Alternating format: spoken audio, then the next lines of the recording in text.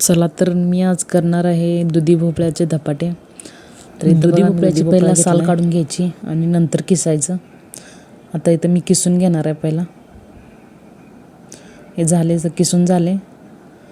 याच्यातलं पाणी सगळं पिळून काढायचं आणि मग त्याच्यामध्ये डाळीचं पीठ ते घालायचं.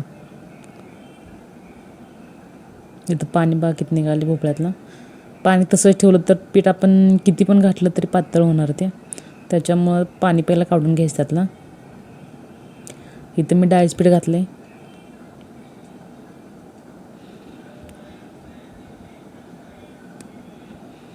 गव्हाचं पीठ, ज्वारीचं पीठ, जिरं टाकल्यात, हळद टाकायची,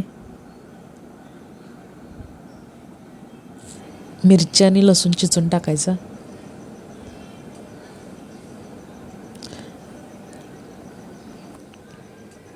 आता याच्यामध्ये कोथिंबीर ही भरपूर पाहिजे.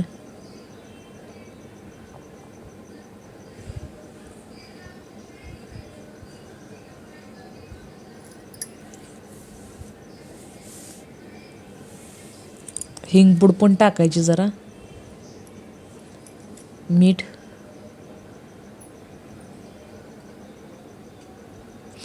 आता हे पाणी घालून मळून घ्यायचं. इथं मी मळून घेतलेलं आहे.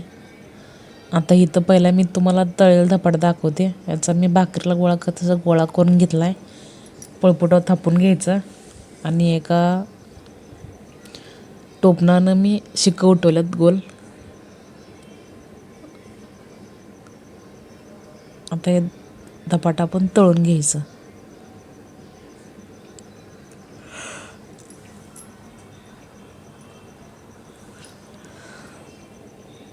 इथं तेल गरम केले, याच्यामध्ये धपाटा सोडूया.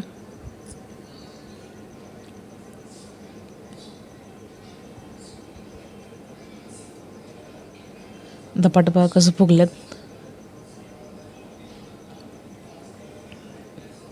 आता इथं तुम्हाला थापून दाखवते धपाटा. कापडावर लहानसा गोळा घ्यायचा आणि तो थापायचा. दुधी भोपळ्याचा धपाटा मऊ लुसलुसीत छान लागतो. करून बघा एकदा. तव्यात पहिला थोडं तेल टाकायचं. आता धपाट टाकून त्याच्यावर पाणी घालून असे बोटं उठवून घ्यायची आणि मग कापड काढायचं.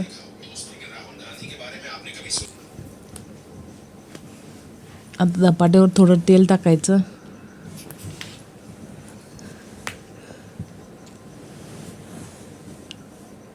पाणी थोडं मारायचं आणि झाकून ठेवायचं.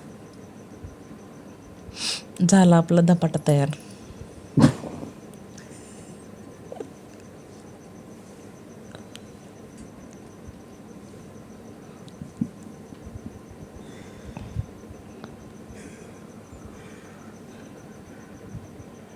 आवडल्यास लाईक करा.